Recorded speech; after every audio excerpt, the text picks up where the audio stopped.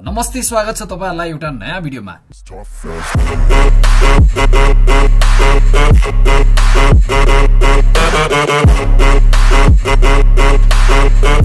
आज चाहिँ हामीहरु ब्याकग्राउन्डलाई चाहिँ रिमुभ गर्ने काम गर्छौं। सो फर्स्टमा चाहिँ मैले एउटा क्लिप लिए। क्लिप लिइसकेपछि हामीहरु इफेक्टमा जान्छौं र यहाँतिर हामीहरु अल्ट्रा की भनेर टाइप गर्छौं। अल्ट्रा कीमा चाहिँ यसरी लिएर आउँछौं। लिएर आइसकेपछि हामीहरु तलतिर यसरी स्क्रोल गर्छौं र की कलरमा चाहिँ हामीहरु यसरी राख्दिन्छौं र ब्याकग्राउन्ड चेन्ज भयो। अब यसमा तपाईले जुन पनि ब्याकग्राउन्ड राख्न सक्नुहुन्छ, जस्तै कि यो हाले मैले।